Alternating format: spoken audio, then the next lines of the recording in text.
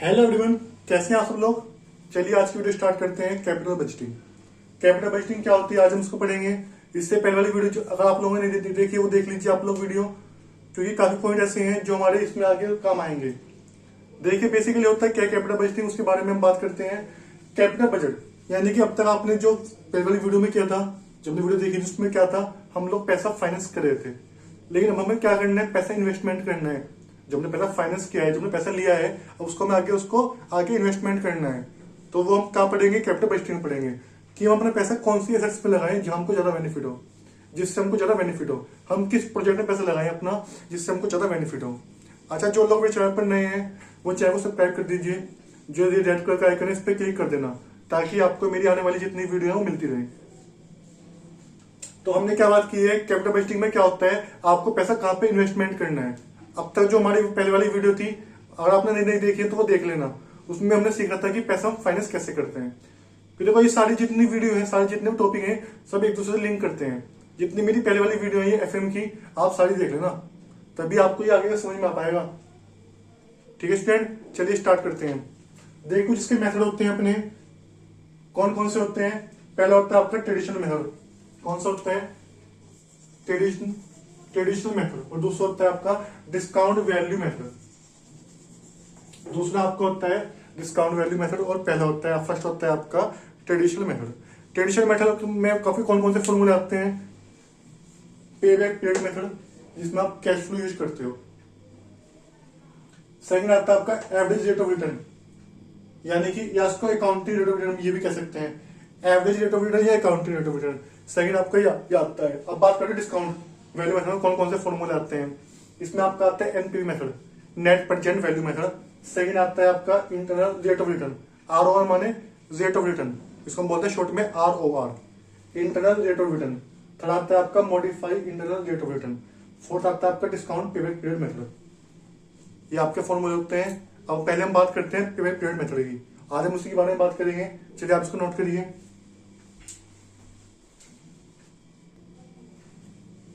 देखिए आपका पहले मेथड है पे बैक पीरियड मेथड। इसका फॉर्मूला क्या होता है, इसको हम कैसे निकालते हैं।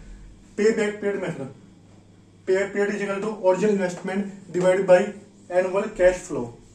अभी होता है क्या है, ओरिजिनल इन्वेस्टमेंट जितना पैसा आपने इन्वेस्टमेंट किया है, मतलब 5 लाख के आपने एसेट्स परचेज किए, अब आपको उससे हर साल कितना प्रॉफिट हो रहा है वो आप यहाँ पे नीचे लिखोगे एनुअल कैश फ्लो फॉर्मूले में।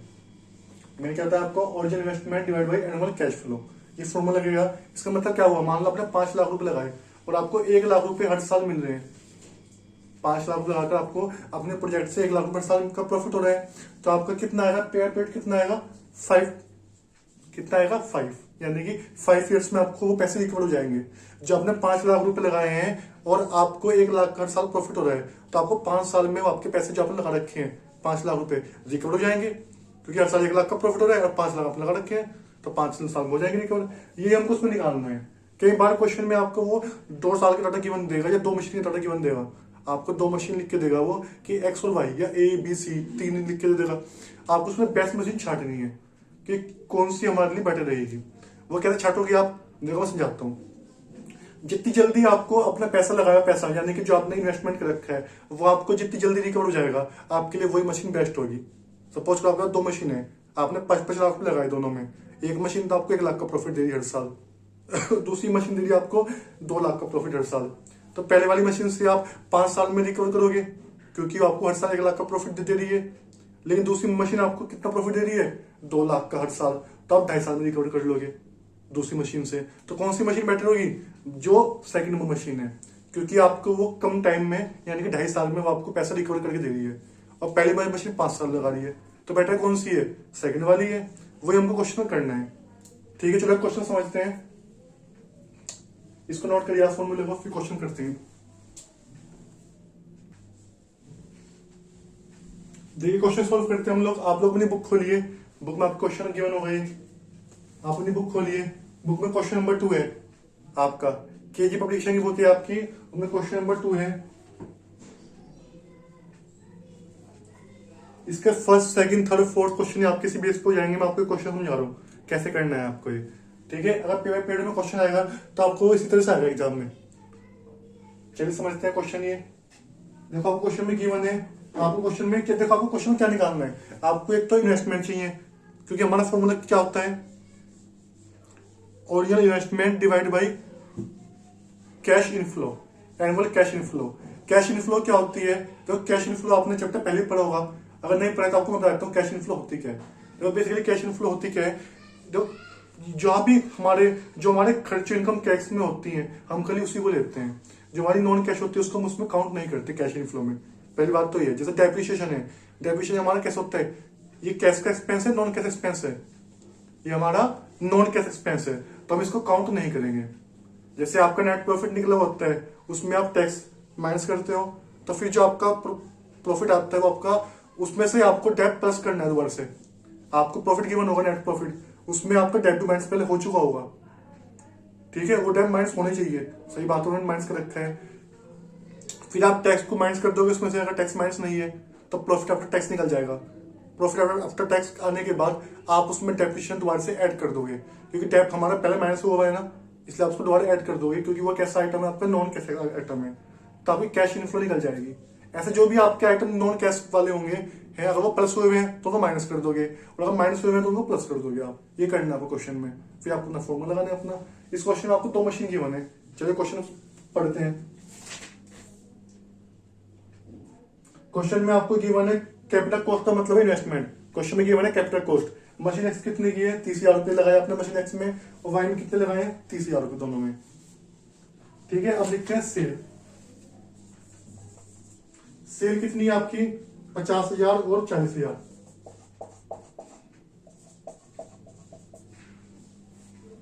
लेस करेंगे कॉस्ट माइनस। कॉस्ट कौन कौन सी है, labour, material, factory own cost, depreciation, office on cost, selling on cost. सारी मैंने कॉस्ट है, इसके अलावा तो कोई कॉस्ट नहीं है ना, तब देखो उसको सबको लिख देते हैं वैल्यू। लेबर दे रखी है 5,000 की, ये 3,000 की है। ये सब आपके कैसे होनी है, सब माइनस के हैं आपके। कॉस्ट क्या होनी है, माइनस होनी है। इसको हम क्या करेंगे, लेस करेंगे कॉस्ट को सेल में से। ये 4,000 है मटेरियल आपका, ये कितना है आपका 5,000, ये आपका 6,000 है फैक्ट्री ऑन कॉस्ट, और ये आपका 5,000 है। अब बात करते हैं डेप्रिसिएशन की। देखो डेप्रिसिएशन आप कैसे लिखोगे, डेप्रिसिएशन में एक लाइन दे रखी है कि जो आपकी, देखो लास्ट में देखो,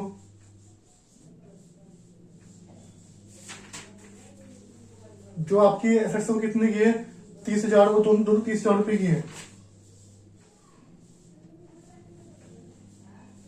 ठीक है स्टूडेंट। जो आपकी एसेट्स है वो कितने कितने की है, 30,000 रुपए की है।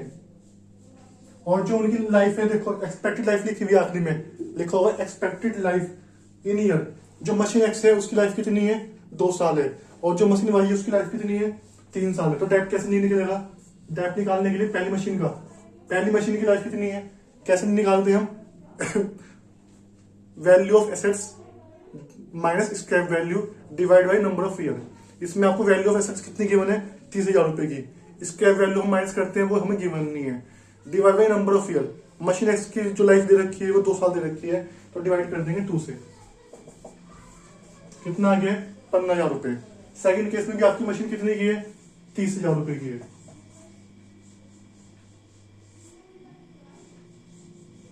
कितने की, 30,000 की, बट इसकी लाइफ कितनी है, 3 साल, तो कितना आ गया है, 10,000 रुपए डेप्रिसिएशन। इसमें आपकी स्क्रैप वैल्यू गिवन नहीं है, स्क्रैप वैल्यू कहते हैं, सेल्वेज वैल्यू कह दो, बात एक ही होती है। अगर वो गिवन होती तो हम उसको माइनस कर देते इसमें से, एसेट्स की माइनस। जैसे मान लो एसेट्स की जो वैल्यू 30,000 रुपए है, और वो कहते हैं कि 3,000 रुपए क्या है उसकी सेल्वेज वैल्यू है, ये स्क्रैप वैल्यू है, तो वो माइनस कर देते हैं। यहाँ पे कितना आता, 27,000 रुपए, उसको डिवाइड करते हैं उसकी लाइफ से। 3 साल लाइफ होती है तो आपका टाइम कितना आता है, 9,000 रुपए। बट यहाँ पे स्क्रैप वैल्यू में गिवन नहीं है, तो हमारा सिंपल सा आ गया 10,000 रुपए। आगे बात करते हैं ऑफिस कॉस्ट की। 2,000 और 1,000 ये गिवन है आपको। सेलिंग ऑन कॉस्ट गिवन है, 1000 और 1000। अब इसको माइनस कर दो,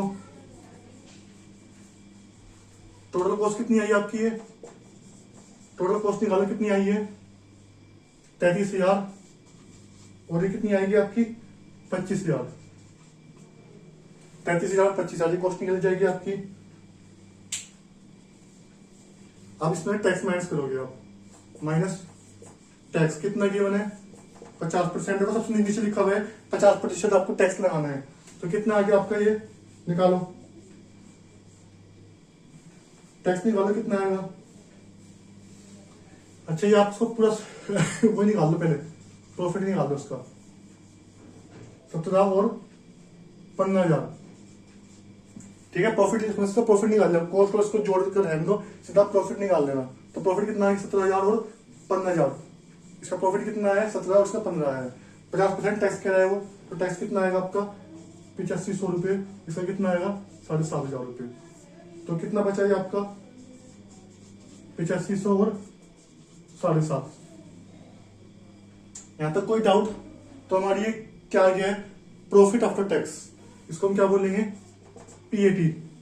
इसमें से हम माइनस कर देंगे, इसमें हम प्लस कर देंगे डेप्रिसिएशन। देखो हमारा क्या निकला है? पीएटी निकला है, PD eighty, profit after tax. अभी हमारी कैश फ्लो नहीं निकली है। कैश फ्लो कब निकलेगी? जो आपके नॉन कैश एक्सपेंस में माइनस हुए हुए हैं उसको आप प्लस कर दोगे, और जो आपकी नॉन कैश एक्सपेंस, आपकी जो नॉन कैश इनकम इसमें माइनस हुई हुई है उसको प्लस कर दोगे। तो मुझे तो कल इसमें एक डेप लग रहा है, जो कैसा है नॉन कैश एक्सपेंस है वो आपका माइनस हो चुका है ना, उसको हम पहले प्लस, उसको हम यहाँ प्लस कर देंगे।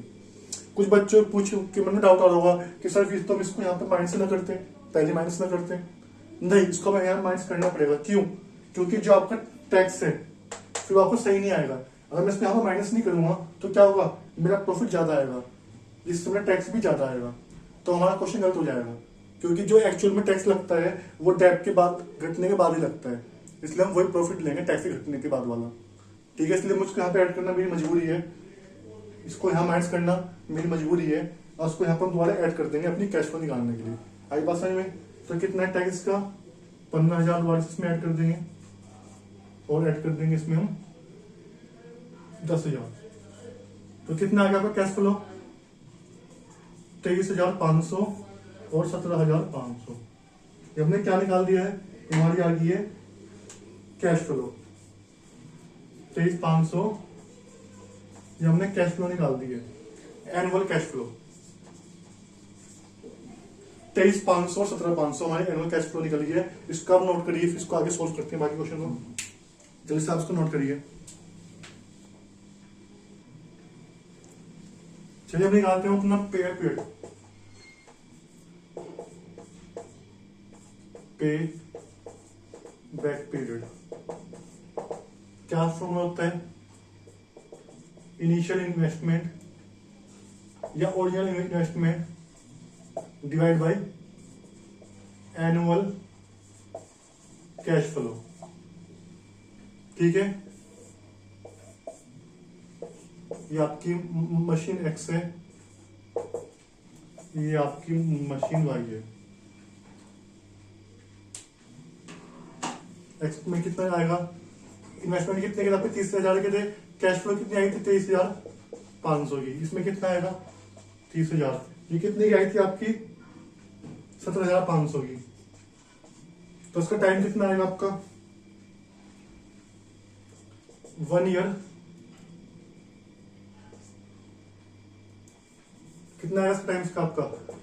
1 ईयर 101 डेज। देखो ये आपका पॉइंट में आएगा, जब सॉल्व करोगे ना तो ये कुछ पॉइंट में आएगा, 1 पॉइंट ऐसे कुछ आएगा, ठीक है। जो पॉइंट में आएगा, जैसे मान लो 1.32 आया, तो जो 32 होगा लास्ट का, ठीक है, इसकी आप मल्टीप्लाई कर दोगे 365 में, क्योंकि हमारे साल के दिन कितने होते हैं? 365। तो आपका एग्जैक्टली ये निकल जाएगा दिन। तो आपके गुना करके क्या निकल जाएंगे? दिन निकल जाएंगे। फिर आपके ऐसे करके गुना करके दिन निकल जाएंगे। तो इसका आंसर आएगा 1 ईयर 101 दिन, 1 साल 101 दिन में आपके पैसे रिकवर हो जाएंगे।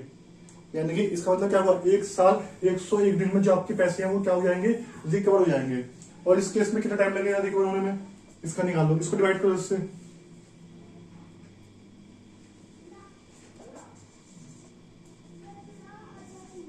वन ईयर 261 डेज, इसमें आपका कितना आंसर आएगा 1 ईयर तो 61 डेज, यानी कि जो पॉइंटम आएगा इसमें सोल्व करके उस पॉइंट को गुना किससे कर दोगे 365 से, तो आपका आंसर निकल जाएगा ये।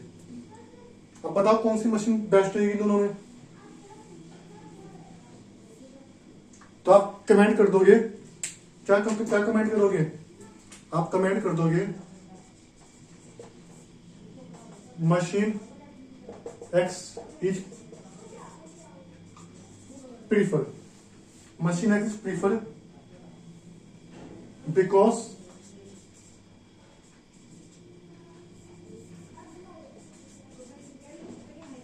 क्या करोगे, बिकॉज क्योंकि इसका टाइम कैसा है कम है, because of the shorter period, क्योंकि इसका टाइम पीरियड कैसा है कम है, शॉर्ट पीरियड है इसका, किसका मशीन एक्स का, तो हम कैसे प्रीफर करेंगे मशीन एक्स को।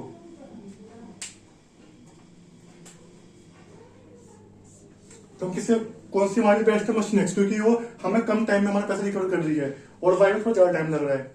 आई बात समझ में, ऐसी आपके जितने भी क्वेश्चन है इसके मेथड के हो जाएंगे आपके। जैसे नेक्स्ट क्वेश्चन में उसमें आपको हर साल का अलग अलग प्रॉफिट दे रखा है, देखो थर्ड क्वेश्चन देखो एक बार, उसमें आपको हर साल का अलग अलग प्रॉफिट दे रखा है, उसमें कैसे करना है आपको, उसमें आपको क्यूमुलेटिव निकालना है, क्यूमुलेटिव जैसे फ्रीक्वेंसी निकालते थे हम लोग स्टैटिस्टिक्स में ऐसे निकालना है आपको। जैसे प्रॉफिट गिवन है 20,000 30,000, देखो क्वेश्चन नंबर 3 देखो 20,000 30,000 50,000, तो आप क्यूमुलेटिव में क्या करोगे 20,000 में 30,000 ऐड कर दोगे सेकंड ईयर के लिए, पहले 20,000 आ गया, सेकंड ईयर में कितना आएगा 50,000, फिर उस साल वाला ऐड कर दोगे, तो ऐसे आप निकाल लोगे। फिर जिस साल वो आपका रिकवर हो रहा है, मान लो 3 साल 4 साल, जितनी अमाउंट में रिकवर होगा कम्युनिटी के हिसाब से वो आपका आंसर होगा। चलिए कोई नहीं, वो आपके क्वेश्चन में आगे करा दूंगा।